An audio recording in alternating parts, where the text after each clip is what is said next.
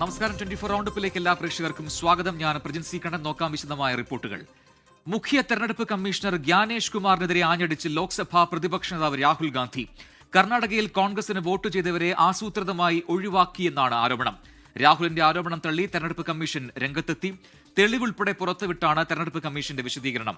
രാഹുൽ ഗാന്ധിക്ക് തെരഞ്ഞെടുപ്പിൽ തോറ്റതിന്റെ നിരാശയെന്ന് BJP വിമർശിച്ചു. The Chief Election Commissioner of India, Gyanesh Kumar, is protecting the people who are doing this. This is being done at scale and this is being done using large resources. Hydrogen ബോംബല്ലെന്ന് തുടക്കത്തിലെ വ്യക്തമാക്കിയ രാഹുൽ ഗാന്ധി മുഖ്യ തെരഞ്ഞെടുപ്പ് commissioner Gyanesh കുമാറിനെ കടന്നാക്രമിച്ചാണ് vote കൊള്ളയിൽ പുതിയ തെളിവുകൾ നിരത്തിയത്. നിയമസഭാ തെരഞ്ഞെടുപ്പിൽ കർണാടകയിലെ അലന്ത് മണ്ഡലത്തിൽ നിന്ന് കോൺഗ്രസിന് ലഭിക്കുമായിരുന്ന 6018 വോട്ടുകൾ പട്ടികയിൽ നിന്ന് ആസൂത്രിതമായി ഒഴിവാക്കിയെന്നാണ് ആരോപണം. വോട്ട് നീക്കാൻ അപേക്ഷ നൽകിയത് സംസ്ഥാനത്തിന് പുറത്തുള്ള മൊബൈൽ നമ്പറുകൾ ഉപയോഗിച്ച്. മഹാരാഷ്ട്രയിലെ രജുറായിൽ 6800-ലേറെ വ്യാജ വോട്ടർമാരെ കൂട്ടിച്ചേർത്തെന്ന ആരോപണവും രാഹുൽ ഗാന്ധി ഉന്നയിച്ചു. ഇതിനായി പ്രത്യേക സോഫ്റ്റ്വെയർ ഉണ്ടെന്നും രാഹുൽ ഗാന്ധി. അലന്ത് മണ്ഡലത്തിൽ നിന്ന് ഒഴിവാക്കപ്പെട്ട വോട്ടേഴ്സിനെ വാർത്താ സമ്മേളന വേദിയിലെത്തിച്ചായിരുന്നു രാഹുലിന്റെ ആരോപണം. ನನಗೆ ನಾಲೆಜ್ ತಿಳಿದೆ ನನ್ನ ಹೆಸರು ಮೇಲೆ 9 ಜನರ ಲಿಸ್ಟನ್ನು ಡಿಲೀಟ್ ಮಾಡಿದ್ದಾರೆ. ಅದು ಯಾಕಂತ ಇವರು ನನಗೆ ಬಂದು ಕೇಳಿದರು, ನಮ್ಮ ಹೆಸರು ನೀವು ಯಾಕೆ ಡಿಲೀಟ್ ಮಾಡಿದ್ರಿ ಅಂತ. ആരോപണങ്ങൾ കർണാടക തെരഞ്ഞെടുപ്പ് കമ്മീഷൻ തള്ളി. ആലന്ത് മണ്ഡലത്തിലെ വിശദാംശങ്ങൾ തെരഞ്ഞെടുപ്പ് കമ്മീഷൻ പുറത്തുവിട്ടു. 2023 ഫെബ്രുവരി 21 പരാതിയിൽ FIR രജിസ്റ്റർ ചെയ്തിരുന്നു.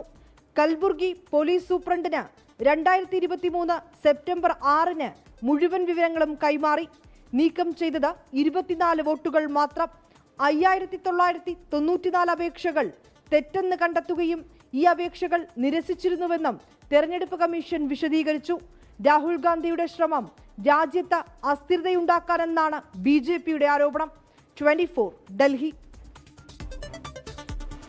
ചരിത്രത്തിലാദ്യമായി തുടർച്ചയായ 3-ാം ദിവസവും അടിയന്തര പ്രമേയം ചർച്ച ചെയ്ത് നിയമസഭ. വിലക്കയറ്റം അടിയന്തര പ്രമേയമായി പ്രതിപക്ഷം സഭയിൽ ഉന്നയിച്ചപ്പോൾ ഓണക്കാലത്തെ വിപണി ഇടപെടലും കേന്ദ്ര സർക്കാരിന്റെ അവഗണനയും ഉന്നയിച്ചായിരുന്നു സർക്കാരിന്റെ മറുപടി.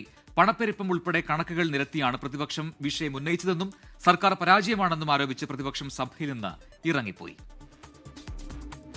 സംസ്ഥാനത്തെ വിലക്കയറ്റവും പണപ്പെരുപ്പവും ഉയർത്തിയായിരുന്നു ഇന്നത്തെ അടിയന്തര പ്രമേയം. PC വിഷ്ണുനാഥിന്റെ അടിയന്തര പ്രമേയ നോട്ടീസ് ചർച്ച ചെയ്യാൻ ഭരണപക്ഷം തീരുമാനിച്ചു.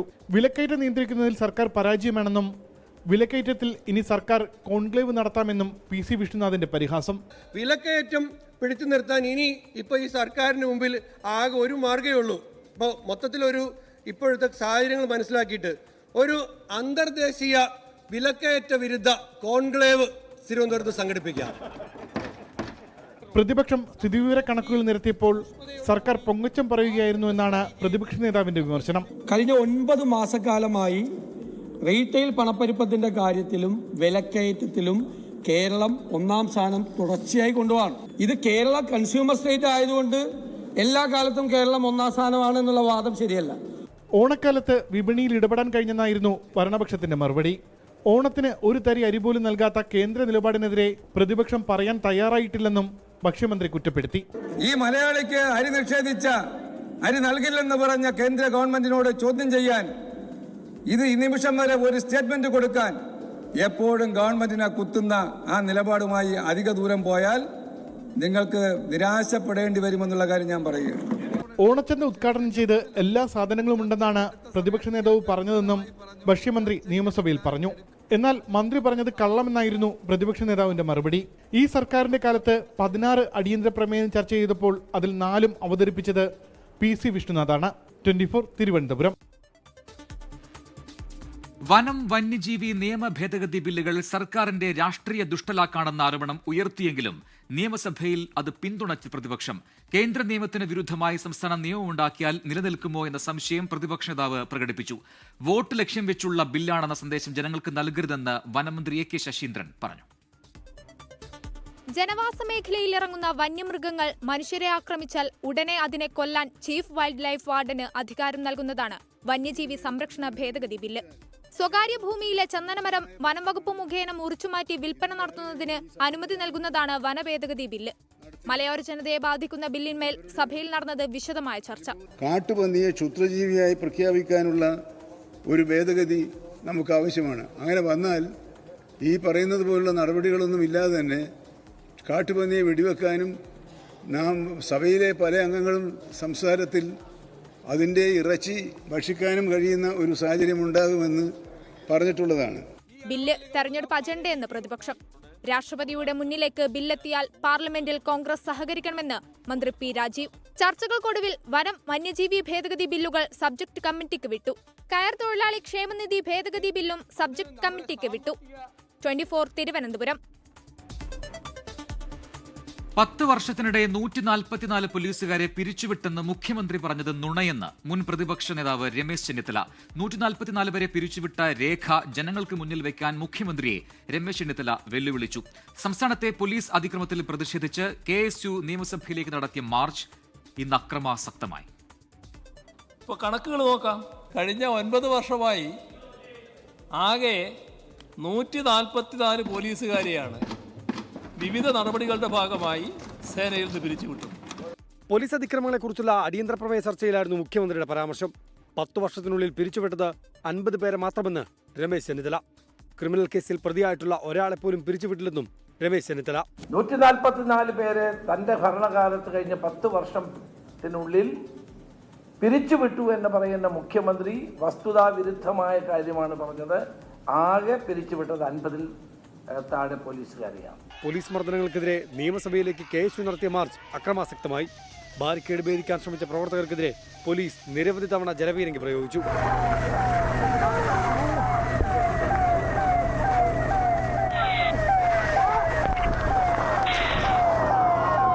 പോലീസിന് നേരെ പ്രവർത്തകർ കല്ലെറിയുകയും ചെയ്തു. നിയമസഭാ പരിസരത്തെ ഫ്ലക്സ് ബോർഡുകളും KSU പ്രവർത്തകർ തകർത്തു. തെരുവിലേക്കിറങ്ങിയ പ്രവർത്തകർ പാളയത്തെ താൽക്കാലിക ബാരിക്കേഡുകളും തകർത്തു.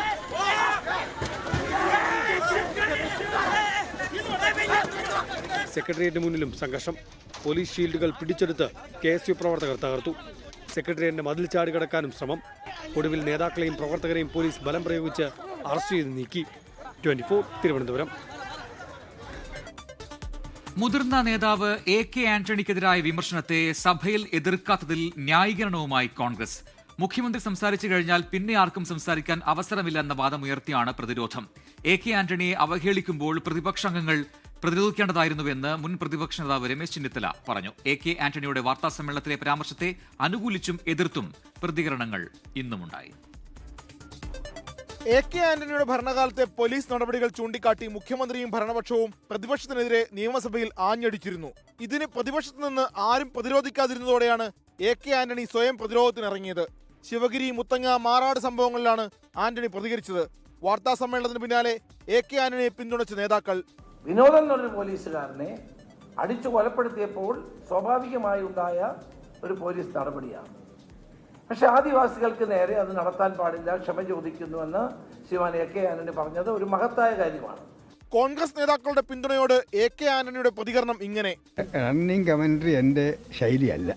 അങ്ങനെ ഒന്നിനു പറയും ഒന്നായിട്ട് പ്രതികരണം കൊടുക്കുന്ന ഏർപ്പാട് എനിക്കില്ല. റണ്ണിങ് കമന്ററിക്ക് ഞാനില്ല. ഇന്നലത്തോട് അധ്യായം ക്ലോസ് ചെയ്തു. AK ആന്റണിയെ പിന്തുണച്ച് ശിവഗിരി മഠാധിപതി സ്വാമി സച്ചിദാനന്ദ രംഗത്തെത്തി. ബലം പ്രയോഗിച്ചും വിധി നടപ്പിലാക്കണമെന്ന് ഹൈക്കോടതി നിർദ്ദേശിച്ചു. ആ ഒരു സാഹചര്യത്തിലാണ് അന്നത്തെ ഗവൺമെന്റ് വിധി നടപ്പിലാക്കാൻ ശ്രമിച്ചത്. മുത്തങ്ങയിൽ അന്ന് അനുഭവിച്ച പീഡനങ്ങൾക്ക് എങ്ങനെ മാപ്പ് നൽകുമെന്നായിരുന്നു സമരത്തിന് നേതൃത്വം നൽകിയ CK ജാനുവിന്റെ പ്രതികരണം. വൈകിയ വേളയിൽ ഖേദം പ്രകടിച്ചതിൽ എന്തായാലും തിരിച്ചറിഞ്ഞാൽ ആശ്വാസം എന്ന് പറയാൻ നമുക്ക് പറ്റില്ല. കാരണം അങ്ങനെ പറയണമെങ്കിൽ അതിൻ്റെതായിട്ടുള്ള എന്തെങ്കിലും ഒരു നടപടിക്രമങ്ങളിലേക്ക് ശരിക്കും പോകണമായിരുന്നു. AK ആന്റണിയുടെ പരാമർശങ്ങൾ നിയമസഭയിൽ ഭരണപക്ഷം ചർച്ചയാക്കി. അതേസമയം സർക്കാർ പുറത്തുവിടണമെന്ന് AK ആന്റണി ആവശ്യപ്പെട്ട ശിവഗിരി, മാറാട് ജുഡീഷ്യൽ കമ്മീഷൻ റിപ്പോർട്ടുകൾ നേരത്തെ നിയമസഭാ വെബ്സൈറ്റിൽ പ്രസിദ്ധപ്പെടുത്തിയിരുന്നു. 24 തിരുവനന്തപുരം. കരുവന്നൂർ സഹകരണ ബാങ്ക് സാമ്പത്തിക ക്രമക്കേടിൽ ചോദ്യം ഉന്നയിച്ച തന്നോട് കേന്ദ്രമന്ത്രി സുരേഷ് ഗോപി ഒരു നല്ല വാക്ക് പറഞ്ഞില്ലെന്ന് ഇരിങ്ങാലക്കുട സ്വദേശി ആനന്ദവല്ലി. കല്ലുങ്ക് സൗഹൃദ സംവാദത്തിനിടെ നടന്ന സംഭവങ്ങളിൽ സങ്കടമുണ്ടെന്നും ആനന്ദവല്ലി പറഞ്ഞു. അതേസമയം കരുവന്നൂരിൽ ED കണ്ടുകെട്ടിയ പണം നിയമപരമായി വിതരണം ചെയ്യാൻ തടസ്സമുണ്ടെന്നാണ് CPIM ജില്ലാ സെക്രട്ടറി KV അബ്ദുൾ ഖാദറിന്റെ വാദം. കോർപ്പറേറ്റിലെ കാശ് എന്ന് കിട്ടും? കോർപ്പറേറ്റിലെ കാശ് എന്ന് കിട്ടും? ED പിടിച്ചെടുത്ത കാശ് തിരിച്ച് ബാങ്കിലിട്ട് നിങ്ങൾക്ക് തരാനുള്ള സംവിധാനം ഒരുക്കാൻ തയ്യാറുണ്ടെങ്കിൽ ആ പണം സ്വീകരിക്കാൻ പറ നിങ്ങളുടെ മുഖ്യമന്ത്രിയോട്. പരസ്യമായിട്ടാണ് പറയുന്നത്. ഇരിങ്ങാലക്കുടയിൽ നടന്ന കലുങ്ക് സൗഹൃദ സംവാദ പരിപാടിക്കിടെയാണ് കരുവന്നൂർ സഹകരണ ബാങ്കിൽ നിക്ഷേപിച്ചിരിക്കുന്ന പണം തിരികെ ലഭിക്കുന്നത് സംബന്ധിച്ച ആനന്ദവല്ലിയുടെ ചോദ്യം. സുരേഷ് ഗോപിയുടെ മറുപടി ഏറെ ചർച്ചയായതോടെയാണ് ആനന്ദവല്ലിയുടെ പ്രതികരണം. നല്ലൊരു വാക്കങ്ങേരി പറഞ്ഞില്ല, ഇത് കിട്ടുമെന്നാ അല്ലെങ്കിൽ കിട്ടില്ലെന്നാ ഒന്നും ആള് പറഞ്ഞില്ല. അതിനൊരു വിഷമം എനിക്കുണ്ട് പുള്ളിയോട്. കലുങ്ക് സംവാദം ആളുകളെ ആക്ഷേപിക്കുന്ന പരിപാടിയായി മാറിയെന്നും ജനപ്രതിനിധിക്ക് ചേർന്ന നടപടിയല്ല സുരേഷ് ഗോപിയുടെ ഭാഗത്തു നിന്നുണ്ടായതെന്നും CPIM ജില്ലാ സെക്രട്ടറി KV അബ്ദുൽ ഖാദർ. ഇപ്പോൾ കലുങ്ക് സംവാദം ജനങ്ങളുടെ മെക്കെട്ടുകയറ്റായിട്ട് മാറി എന്നുള്ളതാണ് ഇപ്പോൾ വ്യക്തമായിട്ടുള്ള കാര്യം. ഭരത്ചന്ദ്രൻ മോഡലിൽ നിന്ന് മാറാൻ സുരേഷ് ഗോപിക്ക് കഴിയുന്നില്ലെന്ന് കോൺഗ്രസ് നേതാവ് K മുരളീധരൻ വിമർശിച്ചു. അല്ല, അദ്ദേഹത്തിൻ്റെ അടുത്ത് പരാതിയുമായിട്ട് പോകുന്നവരെ വേണം പറയാം. ഭരത്ചന്ദ്രൻ മോഡലിൽ നിന്ന് അദ്ദേഹം മാറിയിട്ടില്ല, അതിന് അദ്ദേഹത്തിന് മാറാനും കഴിയില്ല.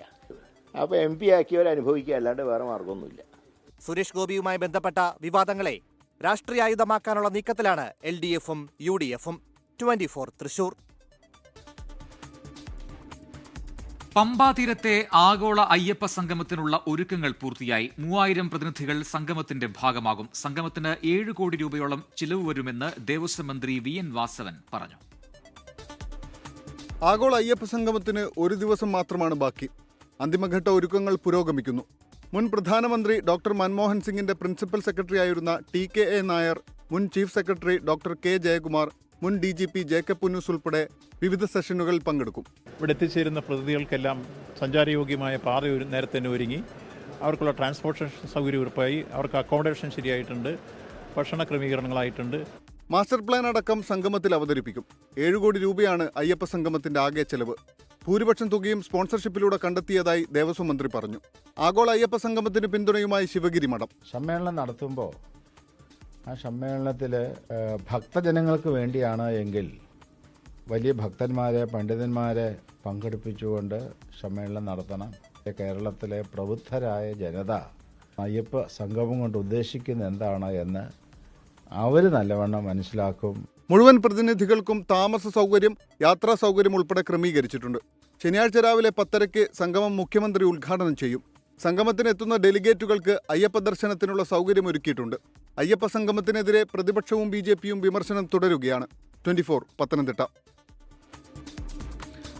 ആഗോള അയ്യപ്പ സംഗമത്തിൽ ക്ഷേത്ര ഫണ്ട് ഉപയോഗിച്ച് പങ്കെടുക്കണമെന്ന വിവാദ നിർദ്ദേശവുമായി മലബാർ ദേവസ്വം ബോർഡ്. ക്ഷേത്ര ട്രസ്റ്റിമാരുടെയും എക്സിക്യൂട്ടീവ് ഓഫീസർമാരുടെയും ക്ഷേത്ര ജീവനക്കാരുടെയും യാത്ര, ഭക്ഷണം മുതലായ ചെലവുകൾ അതാത് ക്ഷേത്രങ്ങൾ വഹിക്കണമെന്നാണ് നിർദ്ദേശം.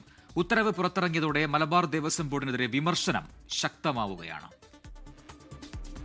തിരുവിതാംകൂർ ദേവസ്വം ബോർഡിന്റെ പ്ലാറ്റിനം ജൂബിലി ആഘോഷങ്ങളുടെ ഭാഗമായി 3000-ഓളം പ്രതിനിധികളെ ഉൾപ്പെടുത്തിയാണ് ആഗോള അയ്യപ്പ സംഗമം സംഘടിപ്പിക്കുന്നത്. പരിപാടിയിലേക്ക് മലബാർ ദേവസ്വം ബോർഡിൽ നിന്ന് പ്രതിനിധികളെ പങ്കെടുപ്പിക്കാൻ ദേവസ്വം മന്ത്രിയുടെ നേതൃത്വത്തിൽ ചേർന്ന യോഗത്തിൽ തീരുമാനമായിരുന്നു. ഇതിന് പിന്നാലെ Thiruvithamkoor Devaswom board president PS പ്രശാന്ത മലബാർ ദേവസ്വം ബോർഡിന് കത്ത് നൽകുകയും ചെയ്തു. തുടർന്നാണ് ക്ഷേത്രം ട്രസ്റ്റിമാർ, എക്സിക്യൂട്ടീവ് ഓഫീസർമാർ, ക്ഷേത്രം ജീവനക്കാർ, ദേവസ്വം ബോർഡ് അംഗങ്ങൾ, ഉദ്യോഗസ്ഥർ എന്നിവരെ പങ്കെടുപ്പിക്കാൻ മലബാർ ദേവസ്വം ബോർഡ് തീരുമാനിച്ചത്. ക്ഷേത്ര ട്രസ്റ്റിമാരുടെയും എക്സിക്യൂട്ടീവ് ഓഫീസർമാരുടെയും ക്ഷേത്ര ജീവനക്കാരുടെയും യാത്ര, ഭക്ഷണം മുതലായ ചെലവുകൾ അതത് ക്ഷേത്രങ്ങൾ വഹിക്കണമെന്നാണ് മലബാർ ദേവസ്വം ബോർഡ് കമ്മീഷണറുടെ നിർദ്ദേശം. ആഗോള അയ്യപ്പ സംഗമത്തിനായി പോകുന്ന വാഹനങ്ങളുടെ ചെലവും ക്ഷേത്ര ഫണ്ടിൽ നിന്ന് എടുക്കണമെന്ന് ഉത്തരവിൽ പറയുന്നു. ബോർഡ് അംഗങ്ങളുടെയും ഉദ്യോഗസ്ഥരുടെയും ഏരിയ കമ്മിറ്റി അംഗങ്ങളുടെയും ചെലവ് ബോർഡിന്റെ തനത് ഫണ്ടിൽ നിന്നും വഹിക്കുമെന്നും മലബാർ ദേവസ്വം ബോർഡ് കമ്മീഷണർ അറിയിച്ചിട്ടുണ്ട്. ഇത് സംബന്ധിച്ച ഉത്തരവ് മലബാർ ദേവസ്വം ബോർഡിന് കീഴിലുള്ള കാസർഗോഡ്, കോഴിക്കോട്, തലശ്ശേരി, പാലക്കാട്, മലപ്പുറം തുടങ്ങിയ ഡിവിഷനുകളിലെ അസിസ്റ്റന്റ് കമ്മീഷണർമാർക്ക് കൈമാറി. 24 കാസർഗോഡ്. CPIM ആരോപണങ്ങൾക്ക് മറുപടിയുമായി സമസ്ത നേതാവ് ഡോക്ടർ ബഹാവുദ്ദീൻ നദ്വി കാക്കനാടിന്റെ പുസ്തകത്തിൽ പറഞ്ഞതുപോലെ കർണാടകയിൽ യാത്ര ചെയ്തിട്ടില്ല. അന്ന് തനിക്ക് നരച്ച താടിയില്ല, ജുബ്ബ ധരിക്കാറില്ല, താൻ ജീവിതത്തിൽ ഇതുവരെ മദ്യപിച്ചിട്ടില്ലെന്നും ഡോക്ടർ ബഹാവുദ്ദീൻ നദ്വി പറഞ്ഞു. ബഹാവുദ്ദീൻ നദ്വിക്കെതിരെ ലഹരി, ലൈംഗികാരോപണങ്ങൾ ഉണ്ടെന്നായിരുന്നു CPIM നേതാവ് നാസർ കുളായിയുടെ ആരോപണം. 24 ബ്രേക്കിംഗ്. കുടജാദ്രിയുടെ സംഗീതം കാക്കനാടൻ എഴുതിയ ഈ അനുഭവത്തിൽ ഒന്ന്, ഞാൻ അന്ന് ജുബ്ബ ധരിക്കാറില്ല. 2, എനിക്കന്ന് താടിയുണ്ടെങ്കിലും താടി നരച്ചിട്ടുണ്ടായിരുന്നില്ല. 3, ഏകദേശം ആ കാലഘട്ടങ്ങളിലൊന്നും കർണാടകയിലെ ഒരു ടൂറിസ്റ്റ് ബസ്സിലൂടെ ഞാൻ യാത്ര ചെയ്തിട്ടുണ്ടായിരുന്നില്ല. കർണാടകയിലാണെങ്കിലും കേരളത്തിലാണെങ്കിലും ജീവിതത്തിൽ ഇന്ന് വരെ ഞാൻ മദ്യം ഉപയോഗിച്ചിട്ടില്ല. സമീർ ബിൻ കരീം തിരൂരിൽ നിന്ന് ചേരുന്ന കൂടുതൽ വിവരങ്ങളുമായി. സമീർ, മലപ്പുറത്തെ തർക്കം, CPIഎമ്മും ബഹാവുദ്ദീൻ നദ്വിയും തമ്മിലുള്ള തർക്കം, അത് പല തലങ്ങളിലൂടെ ഇങ്ങനെ മാറി മാറി വരികയാണ്. ഇപ്പോൾ CPIഎമ്മിന് മറുപടിയുമായാണ് നദ്വി രംഗത്തെത്തിയിരിക്കുന്നത്. എന്താണ് ഈ പ്രതികരണത്തിൽ കൂടുതലായി സൂചിപ്പിച്ചിരിക്കുന്നത്? പ്രജിൻ, കാക്കനാടിന്റെ പുസ്തകത്തിൽ ബഹാവുദ്ദീൻ നദ്വിയെ സ്ത്രീയോട് ബസ്സിൽ വെച്ച് മോശമായി പെരുമാറി എന്ന പരാമർശമുണ്ടെന്നായിരുന്നു CPM നേതാവ് നാസർ കോളായി ആരോപിച്ചിരുന്നത്. ഇതിന് മറുപടിയുമായാണ് അദ്ദേഹം രംഗത്ത് വന്നിരിക്കുന്നത്. ഈ കുടജാത്രിയുടെ സംഗീതം എന്ന പുസ്തകം ഇറങ്ങിയത് 1989-ലാണ്. അന്ന് തന്നെ ഇത്തരം ആരോപണങ്ങൾ താൻ നിഷേധിച്ച് ഒരു നിഷേധക്കുറിപ്പ് ഇറക്കുകയും ചെയ്തിരുന്നു. പിന്നീട് അത് തന്നെ മോശക്കാരനെ ചിത്രീകരിക്കാൻ വേണ്ടി ആ സമയത്ത് തന്നെ ചില ആളുകൾ ഉപയോഗപ്പെടുത്തുകയും ചെയ്തിരുന്നു. അതിന് പിന്നാലെയാണ് ഇപ്പോൾ വീണ്ടും ഉപയോഗപ്പെടുത്തുന്നത് എന്നുള്ളതാണ് ഈ ബഹാവുദ്ദീൻ മുഹമ്മദ് നദ്വി വ്യക്തമാക്കുന്നത്. മാത്രമല്ല, ആ ഒരു സമയത്ത് താൻ നരച്ച താടിയുള്ള ആളായിരുന്നില്ല, ജുബ്ബയും ധരിക്കാറുണ്ടായിരുന്നില്ല. മാത്രമല്ല, ആ സമയത്ത് താൻ കർണാടകയിലൂടെ ബസ്സിൽ യാത്ര ചെയ്തിട്ടുമില്ല എന്നും അദ്ദേഹം ചൂണ്ടിക്കാണിക്കുന്നു. കാരണം ഈ പുസ്തകത്തിൽ പറയുന്നത് ഈ ജുബ്ബ ധരിച്ച മുടിയുള്ള ഒരാൾ ഈ ബസ്സിൽ വെച്ച് സ്ത്രീയോട് മോശമായി പെരുമാറി എന്നുള്ളതായിരുന്നു എന്നതാണ് ഏറ്റവും പ്രധാനപ്പെട്ട കാര്യം. പ്രജീൻ, ശരി. സമീർ ബിൻ കരീമാണ് വിശദാംശങ്ങൾ നൽകിയത് തിരൂരിൽ നിന്നും.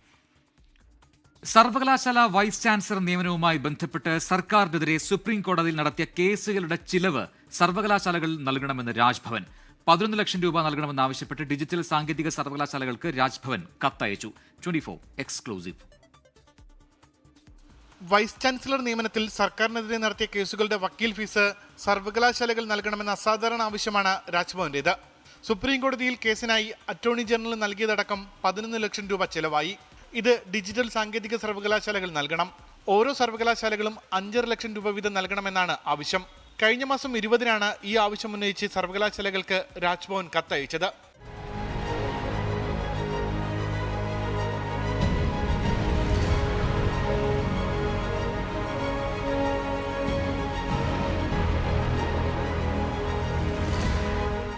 കത്തിൽ സർവകലാശാലകൾ തീരുമാനമെടുത്തിട്ടില്ല. സാങ്കേതിക സർവകലാശാലയിൽ സിൻഡിക്കേറ്റിന്റെ കൂടി അനുമതിയോടെയാണ് ഈ തുക അനുവദിക്കേണ്ടത്. താൽക്കാലിക VC സ്വന്തം നിലയിൽ പണം അനുവദിച്ചാൽ എതിർക്കാനാണ് ഇടത് സിൻഡിക്കേറ്റ് അംഗങ്ങളുടെ തീരുമാനം. 2 സർവകലാശാലകളിലെയും കേസുകൾ ഇപ്പോഴും തീർന്നിട്ടില്ല. സ്ഥിരം VC നിയമനത്തിന്റെ സെർച്ച് കമ്മിറ്റിയിൽ UGC പ്രതിനിധി കൂടി അനുവദിക്കണമെന്നാവശ്യപ്പെട്ട് രാജ്ഭവൻ വീണ്ടും സുപ്രീം കോടതിയെ സമീപിച്ചിട്ടുണ്ട്. ഇപ്പോൾ ആവശ്യപ്പെട്ട തുക സർവകലാശാലകൾ അനുവദിച്ചാൽ തുടർ നിയമ നടപടിക്കുള്ള തുകയും അനുവദിച്ചു നൽകേണ്ടി വരും. സാധാരണ സർവകലാശാലകൾ കക്ഷിയായ കേസുകളിൽ മാത്രമാണ് നിയമ നടപടിക്കുള്ള ചെലവുകൾ സർവകലാശാലകൾക്ക് നൽകാൻ കഴിയുന്നത്. പക്ഷേ ഇവിടെ സർക്കാരും ഗവർണറുമാണ് കേസിലെ കക്ഷികൾ. പിന്നെ എങ്ങനെയാണ് സർവകലാശാലകൾ ഈ കേസിനുള്ള പണം നൽകുക എന്ന ചോദ്യവും നിർണായകമാണ്. ഇത്തരത്തിൽ ഡിജിറ്റൽ സാങ്കേതിക സർവകലാശാല വൈസ് ചാൻസലർമാർ സ്വന്തം നിലയിൽ പണം അനുവദിച്ചാൽ അതൊരു കീഴ്വഴക്കമായി മാറാനും സാധ്യതയുണ്ട്. ഉമേഷ് ബാലകൃഷ്ണൻ, 24, തിരുവനന്തപുരം. പത്തനംതിട്ടയിലെ പോക്സോ കേസ് അട്ടിമറിയിൽ തിരുവല്ല DYSP നന്ദകുമാർ, ആറന്മുള CI പ്രവീൺ എന്നിവർക്കെതിരെ നടപടിക്ക് ശുപാർശ ചെയ്ത് ആഭ്യന്തര വകുപ്പ്. SP ചൈത്ര തെരേസ ജോണിന്റെ അന്വേഷണത്തിന് ശേഷം നടപടിയെടുക്കാനാണ് നിർദ്ദേശം. പോലീസിന്റെയും സർക്കാരിന്റെയും അന്തസ്സ് കളങ്കപ്പെടുത്തുന്ന രീതിയിൽ കേസ് അട്ടിമറിച്ചു എന്നാണ് കണ്ടെത്തൽ. കേസിലെ പ്രതിയായ ഹൈക്കോടതി അഭിഭാഷകൻ നൌഷാദ് തൊട്ടത്തിലിനെ അറസ്റ്റ് ചെയ്യാതെ ഗുരുതര വീഴ്ച വരുത്തി എന്ന് DIG റിപ്പോർട്ട് നൽകിയിരുന്നു. കേസ് ആദ്യം അട്ടിമറിച്ചതിൽ കോന്നി DYSP രാജപ്പൻ റാവുത്തർ, CI ശ്രീജിത്ത് എന്നിവരെ സസ്പെൻഡ് ചെയ്തിരുന്നു. 16-കാരിയെ അതിക്രൂരമായി പീഡിപ്പിച്ച കേസിൽ മുഖ്യപ്രതിയായ അഭിഭാഷകന്റെ അറസ്റ്റ് സുപ്രീംകോടതി താൽക്കാലികമായി തടഞ്ഞിരിക്കുകയാണ്. നിയമപരമായ മുന്നറിയിപ്പില്ലാതെ അരുന്ധതി റോയി പുകവലിക്കുന്നതായി ചിത്രീകരിച്ചിരിക്കുന്ന Mother Mary Comes to Me എന്ന പുസ്തകത്തിന്റെ കവർ പേജ് ചോദ്യം ചെയ്ത് നൽകിയ ഹർജിയിൽ കേരള ഹൈക്കോടതി കേന്ദ്രത്തിന്റെ പ്രതികരണം തേടി. നിയമപരമായ ലേബൽ ഇല്ലാതെ പുസ്തകത്തിന്റെ വിൽപ്പന സ്റ്റേ ചെയ്യണമെന്ന് അഭിഭാഷകനായ ഹർജിക്കാരൻ ആവശ്യപ്പെടുന്നു. പുകയില ഉൽപ്പന്നങ്ങൾ പ്രോത്സാഹിപ്പിക്കുന്ന നിലപാട് എന്നും ഹർജിക്കാരൻ വാദിക്കുന്നു. ഹർജി 25-ന് വീണ്ടും പരിഗണിക്കും. ഇപ്പോൾ ലഭിക്കുന്നൊരു വാർത്തയിലേക്ക്. കളമശ്ശേരിയിൽ ബസ് ഡ്രൈവർ ബൈക്ക് യാത്രക്കാരന്റെ തലയ്ക്ക് ബസിന്റെ ലിവർ കൊണ്ട് അടിച്ചു. ബസിന്റെ അമിതവേഗം ചോദ്യം ചെയ്തതാണ് വാക്ക് തർക്കത്തിന് ഇടയായത്. എസ് ശ്യാംകുമാർ കൊച്ചിയിൽ നിന്ന് ചേർന്ന് കൂടുതൽ വിവരങ്ങളുമായി. ശ്യാം, എപ്പോഴായിരുന്നു ഈ സംഭവം? ബസ് തൊഴിലാളികളെ കുറിച്ച് ഇത്തരത്തിൽ വ്യാപകമായ പരാതികൾ മുൻപും ഉണ്ടായിട്ടുണ്ട്. ഇതിപ്പോൾ എന്താണ് സംഭവം? പ്രജിൻ, ബാംഗ്ലൂരിലേക്ക് സർവീസ് നടത്തുന്ന സൂര്യ എന്ന ബസ്സിലെ ഡ്രൈവറാണ് ഈ അതിക്രമം കാണിച്ചിരിക്കുന്നത്. രാത്രി 11 മണിയോടെയാണ് സംഭവം. ഇടപ്പള്ളി ഭാഗത്ത് നിന്ന് പോയപ്പോൾ മുതൽ ഈ ബസ് അമിത വേഗത്തിൽ പോവുകയും ബൈക്ക് യാത്രക്കാരന്റെ അപകടം ഉണ്ടാക്കുന്ന രീതിയിൽ സഞ്ചരിക്കുകയും ചെയ്തു. ഇത് കളമശ്ശേരി അപ്പോളോ ജംഗ്ഷന്റെ സമീപത്തെത്തിയപ്പോൾ ബൈക്ക് യാത്രക്കാരൻ ഇത് ബസ് ഡ്രൈവറോട് ചോദ്യം ചെയ്തു. ഇതോടെയാണ് ഇയാൾ വണ്ടിയിൽ ഉണ്ടായിരുന്ന ഇരുമ്പ് വടിയെടുത്ത് ഈ ബൈക്ക് യാത്രക്കാരന്റെ തലക്കടിച്ചത്. ഇത് കണ്ട നാട്ടുകാർ ബസ്സിന് ചുറ്റും കൂടുകയായിരുന്നു. ഇതോടുകൂടി ഈ ബൈക്ക് യാത്രക്കാരൻ ഈ ബസ് ഡ്രൈവർ ബസ്സിനുള്ളിലേക്ക് ഓടിക്കയറി. നാട്ടുകാരും ഈ ബസ്സിന് ചുറ്റും നിലയുറപ്പിച്ചിരിക്കുകയാണ്. പോലീസ് എത്തിയിട്ടുണ്ട്. ഡ്രൈവറെ പുറത്തിറക്കണം എന്നുള്ളതാണ് നാട്ടുകാരുടെ ആവശ്യം. പോലീസ് ഡ്രൈവറെ പുറത്തിറക്കാതെ ബസ്സിനുള്ളിൽ തന്നെ വെച്ചിരിക്കുകയാണ്. പുറത്തേക്ക് ഇറക്കി കഴിഞ്ഞാൽ നാട്ടുകാർ ഡ്രൈവറെ കൈകാര്യം ചെയ്യുമെന്നുള്ളതാണ് പോലീസ് ഇപ്പോൾ പറയുന്നത്. ഏതായാലും പ്രദേശത്ത് 200-ലധികം ആളുകളാണ് ഇപ്പോൾ തടിച്ചുകൂടിയിരിക്കുന്നത്. ഇടപ്പള്ളി വരെയാണ് ഈ പ്രശ്നത്തിന്റെ പേരിൽ ഇപ്പോൾ വാഹന ഗതാഗതം ബ്ലോക്ക് ആയിരിക്കുന്നത്. ആ പ്രദേശത്തേക്ക് എത്താൻ കഴിയാത്ത സാഹചര്യമാണ്.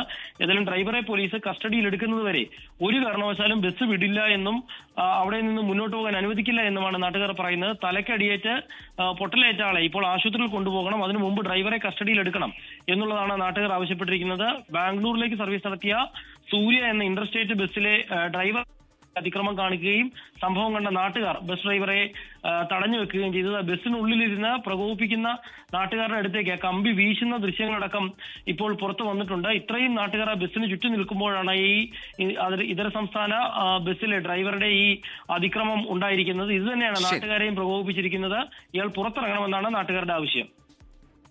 ശരി, എസ് ശ്യാംകുമാറാണ് വിശദാംശങ്ങൾ നൽകിയത് കൊച്ചിയിൽ നിന്ന്.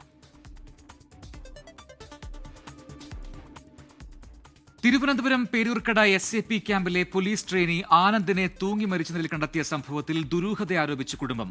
മുതിർന്ന ഉദ്യോഗസ്ഥർ ജാതീയമായി അധിക്ഷേപിച്ചു, മാനസികമായും ശാരീരികമായും പീഡിപ്പിച്ചുവെന്നും മൃതദേഹത്തിൽ പാടുകൾ ഉണ്ടായിരുന്നുവെന്നും കുടുംബം ആരോപിച്ചു. പേരൂർക്കട SAP ക്യാമ്പിൽ ഇന്ന് രാവിലെയാണ് ആനന്ദിനെ മരിച്ച നിലയിൽ കണ്ടെത്തിയത്. ആദിവാസി കാണി വിഭാഗത്തിൽപ്പെട്ടയാളാണ് മരിച്ച ആനന്ദ്. കഴിഞ്ഞ 3 മാസമായി കൊടിയ ജാതി അധിക്ഷേപം ഏറ്റുവാങ്ങുകയും മാനസിക ശാരീരിക പീഡനങ്ങൾക്കിരയാവുകയും ചെയ്തു എന്നാണ് കുടുംബത്തിന്റെ ആരോപണം. സഹോദരൻ അരവിന്ദിനോട് പലപ്പോഴും കാര്യങ്ങൾ പറഞ്ഞിരുന്നുവെങ്കിലും എല്ലാം സഹിച്ചു മുന്നോട്ടു പോവുകയായിരുന്നു എന്ന് സഹോദരൻ. നീ ഒറ്റ ഇത് മൈൻഡിൽ തന്നെ നില്ല്, എന്ത് വന്നാലും നീ അവിടെ പിടിച്ച് നില്ല് എന്ന് ഞാൻ പറയും. പറ്റില്ല കേട്ടാ, എനിക്ക് മാനസികമായിട്ട് പറ്റണില്ല കേട്ടാ എന്നാണ് പറഞ്ഞത്. അങ്ങനെ എനിക്ക് അത് മാത്രം എൻ്റെ അനിയൻ അവിടെ കിടന്ന് അനുഭവിച്ചിട്ടുണ്ട്. ഏതൊക്കെ സാറുമാർ അവനെ നല്ല രീതിയിൽ ബ്രെയിൻ വാഷ് ചെയ്തിട്ടുണ്ട്. ഇത് വല്ലോ നീ പുറത്ത് പറഞ്ഞാലോ എന്തെങ്കിലും പേടിച്ചായിരിക്കും എൻ്റെ അനിയൻ. മരണത്തിന് മുൻപ് ശരീരം മുഴുവൻ പാടുകളായിരുന്നു.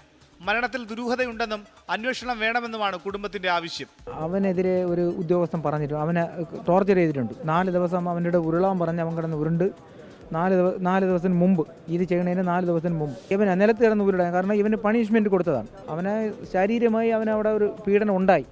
കഴിഞ്ഞ ദിവസം കൈചരമ്പ് മുറിച്ച് ആനന്ദ് ആത്മഹത്യക്ക് ശ്രമിച്ചിരുന്നു. ഉന്നത ഉദ്യോഗസ്ഥരെത്തി സംസാരിക്കുകയും കാര്യങ്ങൾ നോക്കാനായി ഒപ്പം ഒരാളെ നിയോഗിക്കുകയും ചെയ്തിരുന്നു. ട്രെയിനിങ്ങിന്റെ ഭാഗമായി B കമ്പനി പ്ലാറ്റൂണിൽ നിയമിച്ച ശേഷമാണ് ആനന്ദിന്റെ സമ്മർദ്ദം തുടങ്ങിയതെന്നാണ് സഹപ്രവർത്തകർ പറയുന്നത്. പോസ്റ്റ്മോർട്ടത്തിന് ശേഷം മൃതദേഹം ബന്ധുക്കൾക്ക് വിട്ടു നൽകി. അസ്വാഭാവിക മരണത്തിന് കേസെടുത്ത പേരൂർക്കട പോലീസ് അന്വേഷണം ആരംഭിച്ചു. 24 തിരുവനന്തപുരം. 24 റൗണ്ട് പൂർത്തിയാവുന്നു. നമസ്കാരം. ലോകത്തെവിടെയായാലും ഏത് സമയത്തും 24 വാർത്തകളും ഓഗ്മെന്റഡ് റിയാലിറ്റി പാക്കേജുകളും എക്സ്പ്ലെയിനറുകളും വിശദമായി കാണാൻ ഞങ്ങളുടെ YouTube ചാനൽ നിങ്ങൾക്ക് സബ്സ്ക്രൈബ് ചെയ്യാം.